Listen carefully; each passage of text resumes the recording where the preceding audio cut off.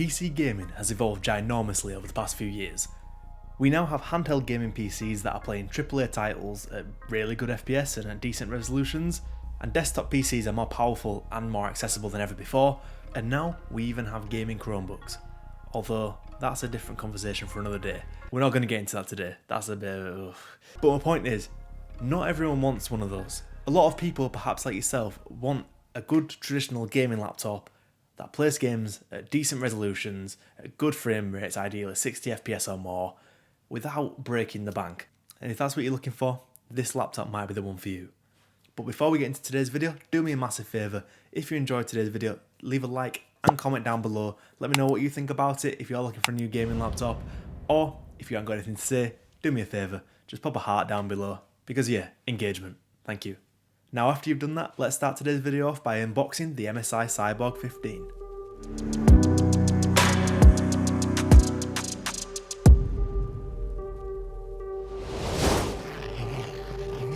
So getting this thing open, the one thing I do like about MSI laptops, they always come with a box inside of a box. Just something kind of cool, I don't know why. It's always, you never know what kind of design you get in the box, I quite like it.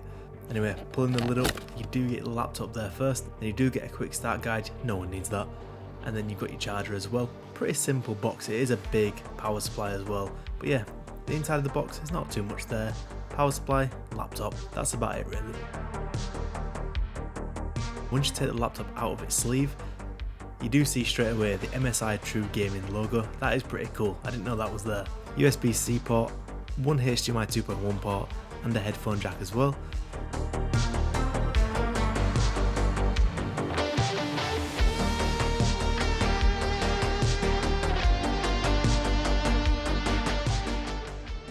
There it is. Now to say this laptop is on the lower end in terms of price, it definitely doesn't show that in terms of its build quality and design. I do really like the fact that when you take it out of the box, it's cold to the touch, it feels premium, it feels like a nice quality laptop. On a whole, this thing looks great and feels great. A couple of issues I did notice in terms of the build quality. The keyboard was a little bit mushy, but just your standard gaming keyboard really. But one of the downsides with this laptop was the trackpad. It was pretty low end, I would say. It was almost like half of the trackpad you just couldn't click on at all. It wasn't particularly great. But to be honest, 99% of people, when they're actually gaming on this laptop, hardly anyone's going to use the trackpad when it comes to actually gaming. You're going to plug in a mouse, you're going to plug in a controller. So to be honest, it wasn't that big of a deal. But yeah, again, it's one of those nice to have features. You kind of wish you had a nice trackpad. But this one, if you're looking for something like that, you're not going to get it.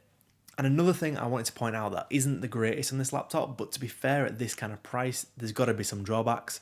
And that is the display. Now, I don't know why it is with gaming laptops that all the displays are so mediocre. I obviously understand that it's very, very expensive for a manufacturer to make a high quality, high refresh display. I do understand why they do choose to side with the high refresh opposed to the high quality. As I am someone who's quite fond of the OLED screen, it's definitely a downgrade going from an OLED to this. This is about as bog standard as it gets in terms of displays. But besides that, it is still a 1080p panel with 144Hz, and although the colours aren't great and the black levels are pretty poor, it still plays really well. So if you're looking for a laptop that's got a high refresh rate, it's safe to say it's a pretty standard gaming display. Now let's talk a little bit further about the specs for this laptop. Firstly, the CPU. You got an Intel i5 12450H. It's a 12th generation i5. It's more than what you need for gaming. Dare I say, even overkill for this type of laptop. And as well as that, you do have 16GB of DDR4 RAM. This is also upgradable up to 64GB as well. I don't think you'll need to do that. And as well as that, you do have a 512GB SSD. Now in terms of the graphics card, we do have an Nvidia RTX 3050. And for 1080p gaming, as long as you're willing to sacrifice some of those graphical settings, this thing is great. Now there is a cheaper variant of this laptop that you can purchase, and it does have a 2050 in this, and it's only 50 quid cheaper. Do yourself a favour. Please spend the extra £50. Personally, I just think the 2050 is a little bit too out of date now. There is also a model with this laptop with a 4050 as well, but you're looking a couple of £100 extra, so I think the 3050 is a good sweet spot. In terms of connections with this laptop, you do have Wi-Fi 6 as well as Bluetooth 5.2, and this is coming straight off the spec sheet. It does say it has a killer Ethernet port. I might be stupid. Let me know down below if you know what this means. Yeah, I mean, whatever a killer Ethernet port is. I tried to do some research, but I couldn't find an answer. Nothing showed up. From my testing, I do have 900 megabits per second internet speeds, finally. When I did test this out, I was getting my full 900 megabit speeds through Ethernet. So it's a good Ethernet port, basically. It's a killer Ethernet port. I feel like it's going to be one of those things that's just like really obvious knowledge that I've just never heard of. I don't know. I'm going to look stupid now. But yeah, moving on. Now I'm just going to briefly talk over the battery life. I had it plugged in the entire time. And before some people comment as well about the battery life test, I'm not doing a battery life test because you can't game on battery life on Windows laptops. You just can't. The battery does not output enough wattage to be able to power these GPUs inside these laptops. As soon as you unplug the laptop charger, you can go from about 70 FPS to about 20 just in straight away. So yeah, battery life, I didn't really test it.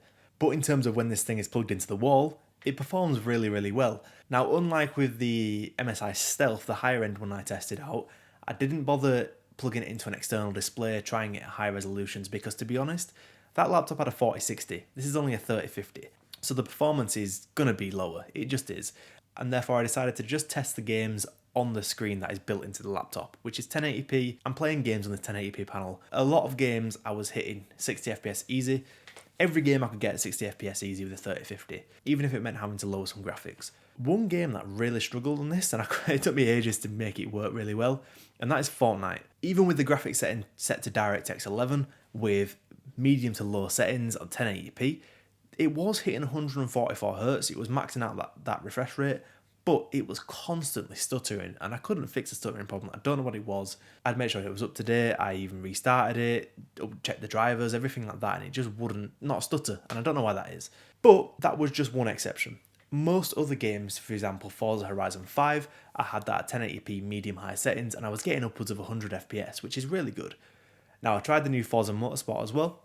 I did have to lower some of those settings. It does really shock me that Forza Motorsport is harder to run than Forza Horizon. I did have to lower some settings on Forza Motorsport, but I was yet again, with medium to higher settings at 1080p, I was getting upwards of 60 FPS, and when I did unlock the frame rate, it was going up into the 70s to the 80s. For some reason, when I had the frame rate unlocked, it was causing a lot of stutters, so I just locked it to 60 and just dealt with 60 FPS, and there was no stutters or frame drops then. And yeah, overall, it was a really good experience playing those games as well. And obviously games like Valorant, Minecraft, Overwatch, less demanding titles like that, it obviously is going to run fine. Now I will leave the benchmarks on the screen now. Feel free to pause the video and carry on watching after that.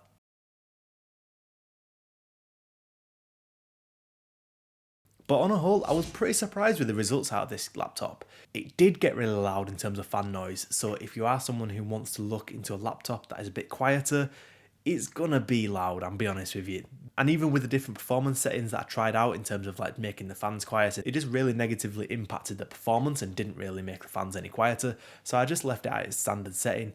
And to be honest, the fan noise really got on my nerves a little bit. However, it's probably not that big of a deal for some people because a lot of people will either be having a headset on, which will drown out the noise, or they'll have it in a corner connected up to a gaming monitor. Either way, keep that in mind, the fan noise is pretty loud. From the other gaming laptops I have tested as well, this seems like a common thing.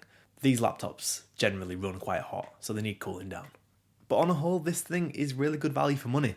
If you're set on getting a gaming laptop and you don't want to spend too much, this is probably your best option. Now, a bit of advice for you, whether you go for this laptop or you don't. Whatever you do, don't get a gaming laptop with 8GB of RAM, because to be honest, it's just going to run low and it will hinder the performance massively. And to be fair, that's why I like this laptop. It has 16GB of RAM, it's got a decent amount of storage, and the graphics card holds its own for 1080p gaming. The processor is more than powerful enough. And even with the drawbacks of the poor quality trackpad, and may I say, the very average display, putting those things to the side, this thing is really good value for money. And if it's your first time getting a gaming laptop, or you just wanting to get into PC gaming, you don't really want to build your own PC, or you don't want to have a big PC, it's a great option to go for. And another thing why I like this laptop as well is that, going back to the RAM, not that I think you ever need more than 16GB of RAM for this particular laptop, but it's good to know that you can upgrade it to 64GB. But yeah, if you enjoyed today's video, do me a massive favour, leave a like on today's video and subscribe to the channel. I wanted to keep this video quite short and sweet, not ramble too long, because to be honest, I think the people wanting to buy this laptop, you just want to know, is it good? Can it play 1080p games? And should I buy it? And the answer is yes. And on that note, I will see you next time. Goodbye.